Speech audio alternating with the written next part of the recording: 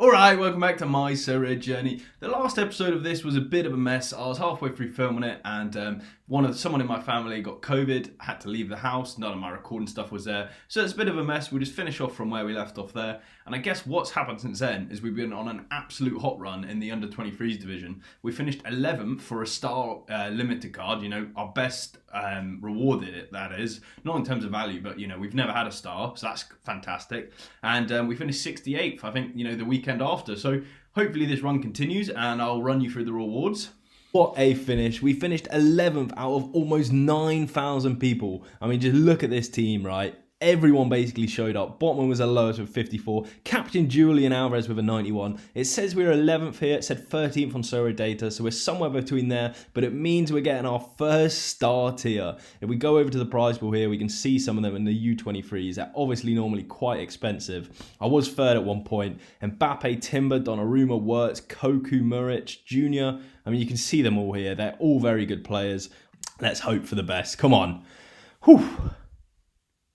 Diogo Costa, what a win! Oh, that's good. That's under 23 goalkeeper started for next season. Oh, I'm buzzing with that.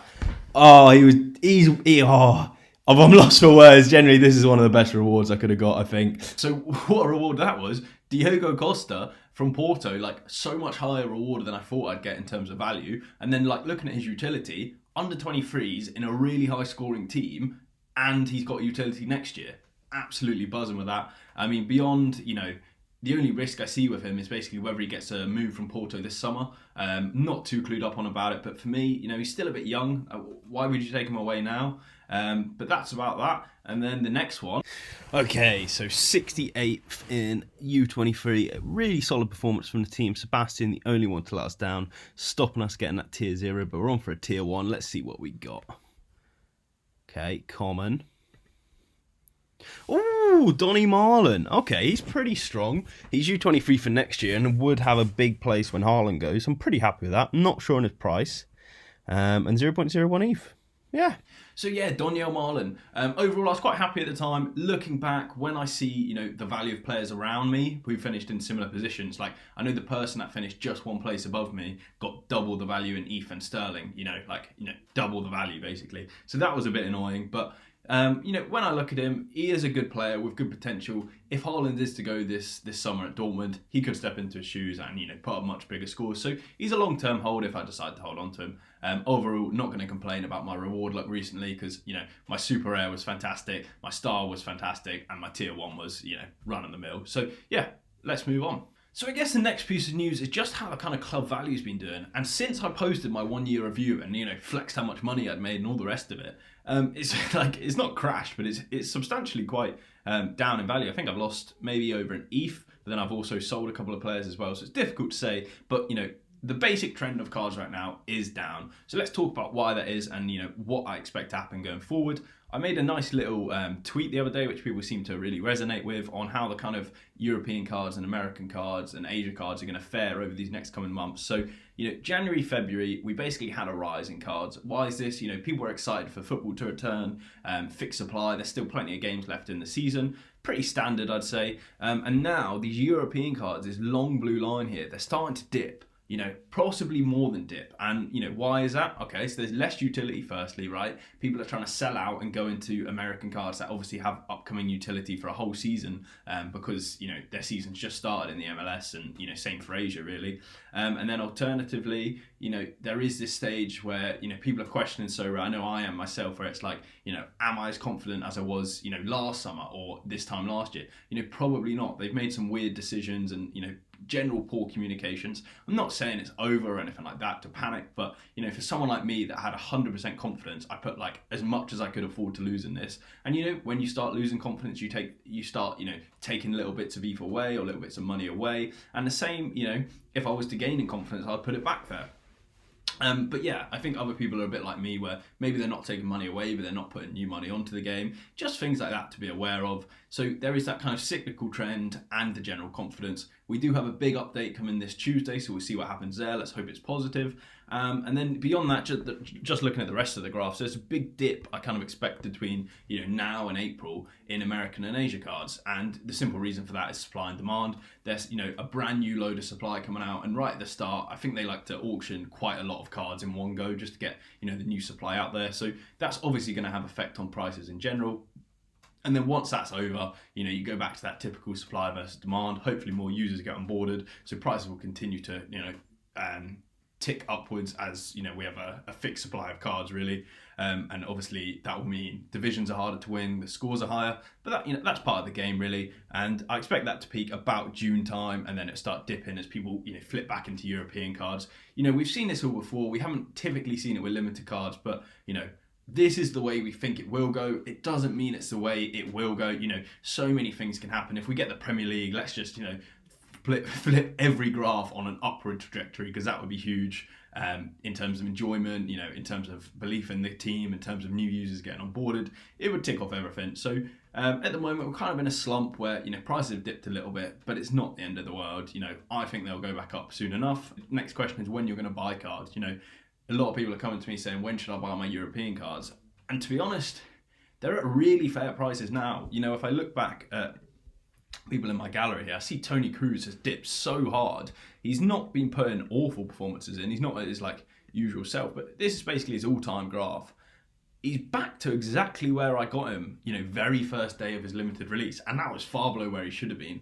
So for me, what this graph doesn't show is the number of games, and that's obviously the total utility. And I've been thinking of how I would accurately kind of represent this value of number of games, because obviously you have the entire player career, but let's say you use the entire player career of a playing career, right? Someone like Jeremy Duca, an 18, 19-year-old, is going to far outweigh Tony Cruz that's putting in performances now. So I think it gives you far too much bias towards the younger generation if you look at total amount of games that could be played. And it's not really reasonable.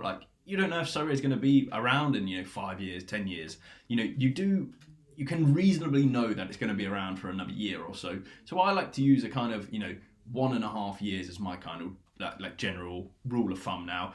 How many games are they going to have in the next year and a half? And I think that kind of suits me really well. And then if you consider that someone like Tony Cruz that's going to consistently play as many games as possible, he's going to have national game fixtures, he's got Champions League fixtures, he's going to have big club games. For me, he's a great pickup. So obviously you would be buying in this kind of stage where it's still going down, and it's okay, well, why would I not wait until May and get the cheapest possible cards? I mean, firstly, we're not guaranteed May is going to be the cheapest cards, and what the graph is missing is how many games they're going to play. So in that March to May time, you could win a load of rewards that make up for that loss in value, and then on top of that, accumulate the amount of XP you're earning. I think now's probably a good time to buy some cards once we know what's happening on Tuesday. Tuesday's quite an influential moment for Sorare, I'd say. It's not make or break, but it's a lot of the fans are tired of a lot of the decisions, and they want to see change, they want to see improvements. And if that's what this brings, this is kind of what we're promised, a little bit of change, a little bit of improvement. It'll be great. If it's, another league onboarded or just an app released, it's not going to do too much, and I think it'd actually probably send prices further downwards. So I would wait until the release if you're a kind of a cautious investor. If you're ultra risky, just want on board now, or maybe you're entirely happy with how Sorare's been handling communications, everything recently. Get involved now. Prices are reasonable. You've got as many years utility as it's available, and if you're going for players, the mistake I made is getting prospect players that'll be good in 2-3 years time. Get top scorers now. Get people that are, consistently going to play. Obviously, you might not be able to afford a Tony Cruz or something, but there's challenger players that put up, just less than his scores and consistently play in their team. Might not have the Champions League fixtures, but obviously a lot of this game is based around how many fixtures they do have. So just take that all into consideration and do something that suits you at the end of the day. I can only advise on kind of my situation at the end of the day. So next up, we just have kind of the macro view of what's been happening in my club, who's been coming, who's been going. I'll just go through some interesting ones and basically hand them out. So Sven Botman, I let go of him recently, so his scores have been pretty average, and I just was trying to raise some ETH. Ultimately, like I said, I've lost a bit of confidence in the team. There's some decisions I didn't think were the correct decision for the product as a whole. And as such, you can see here, I'm building a little ETH balance. I think it's still safe enough to have it on the platform. I don't need to transfer it to my external wallet. So I'm just keeping it there. And at the same time, if that changes, I can go hard into some cards. Thankfully, I actually missed some of the dip because I had sold nice and early, but that was more luck than judgment, to be honest. Like, I was just tired, as I said, with some decision making. So when you lose confidence, if you're fully on the brink of what you're, prepared to lose, basically, just for me, I had to take some out. It made me feel, slightly better at night. And like, as much as I think there's positive things around the corner, I think we'll get the Premier League. I think new user will be onboarded. I'm not always right, so be cautious and work to your own kind of risk preferences, and that's what I'm doing at the end of the day. So that's why I can't say, oh, you should take money out or you should put money in. It's just I know what's best for me, and that's what it was at the time. So Botman was part of that. The only tricky bit with him is that I think he'll get a good transfer in the summer, so it's like I might need to buy him back in that kind of May time or whatever, because I wouldn't really use him in my under 23s team, so it's a bit of a waste to have anyone else. I bought in, I think, Omar Solé. I just saw him really cheap. I actually was trying to do some in-game trading, so I saw him basically doing like he was on for like a 90 without a decisive or something. It's probably a little lower, 80 without a decisive, let's say. And I thought, wow, he's going to absolutely boom once they get their clean sheet and the final whistle goes. They got the clean sheet, fantastic, and Opta ranked him down by like 20 points. It's like the biggest beating I've ever seen on a card. Did it really matter? No, he's probably about a similar price to what I picked him up. And long term, like, the guy looks fantastic to me. Red Bull Salzburg absolutely dominate their league. He's up and coming, but I think he's nailed in the first team position. I'm not entirely sure, but he's about £70 for an under 23 and challenger utility. Makes a lot of sense to me. Anyone else here that's interesting? I did the giveaway for Lucas Oyen. I've still got another card to give away because the guy didn't claim it. Matt Hedges I bought just for like a 1 week, but I've kept him in the team. Pace was the guy I was going to use for kind of summer under 23s. So, now the European leagues are going to start cooling off. You really want to have a team in America. But beyond that, I think people are missing. You also want to have a team in your favourite division, like for me at least, and that's under 23s. So, I'm short of a goalkeeper when, Donnarumma stops and when Diogo Costa doesn't play anymore. So I was thinking Martin Paes will do all right. He does at the end of June or May, whenever it transitions, I think it's 1st of June, when it transitions to the new age and it basically everyone goes up in age by one, he won't be eligible for the under 23s anymore, and that was all right with me. But now, he was part of the goalkeeper team that helped me finish 11th, so he's already won back his kind of his stake in the club, so I might just keep him there and maybe sell Diogo Costa and get someone else in that I can use longer term, maybe like a Slonina or Hassel. But again, I don't know too much about the Americans or the MLS or Asia, so I'm not an expert. I definitely know who's a good player and all the rest of it, but it's like, when you're not an expert, do you want to go hard on under 23 goalkeeper, or do you want to sit out? That's still a decision I'm making at the moment. And then I sold Mario Jr. That was an unbelievable reward I got. I told you last time where I basically had him up for sale during a game and he was doing unreal. So never leave your cards up while they're playing. Daryl Dike, this is a big one that I've kind of pumped out. Oh, it's going to lose all my profit, is it? It's going to lose all my transfers. But yeah, if you do want to see what I'm doing, always just go to Settled Offers History on Sorare Data. Sorare Data is unbelievably fantastic. I hope they keep it for free forever, even though I know they're not. But yeah, Daryl Dike, I was just looking at him as like, he's got fixed supply because his cards are from the MLS. We don't have any championship clubs onboarded. Doesn't look like they're going to get promoted. He's under 23. He's coming back from an injury. He just seems like the absolutely perfect buy right now. I actually bought 2 of them, even though I can't use them. So let's see what price I got him at compared to what he's actually at now. I don't think it would be too substantial because he's still injured. I don't know why I've gone so far back there. 1 month will do. So I got him for about 77 quid. Last sale was 88. Pretty much what I got him at, to be honest. So, I'm tempted to even go out and buy more as soon as I see him in the team. The only kind of risk with him is he hasn't had too many games at West Brom. Like, we don't know what he's actually going to perform like. But, I've heard positive things about him in general. So I think I'll be okay there. And ultimately, it's not a massive holding for me. And if he starts performing, I am going to make it a massive holding because the fixed supply element is so underrated on this game. And the championship utility is also underrated, where they have like 42 games in a season or something. So, they've still got to finish this season. And it looks like they're staying down, so next season as well. Fantastic. Shanna tip was, I stole this tip from watching one of Quinny's streams. He said that he's gone to Kawasaki Frontale, and I was like, brilliant, let's get him in. So, got him nice and cheap here. Let's see if I can do it in sterling for all of the viewers. Yeah, basically got him at like £22, sold him for like 44, but, I could have sold him much higher, but he's basically underperforming. And then, I have a couple of injuries in Asia, and I was like, I'm really not going to use this guy, so I just got rid of him.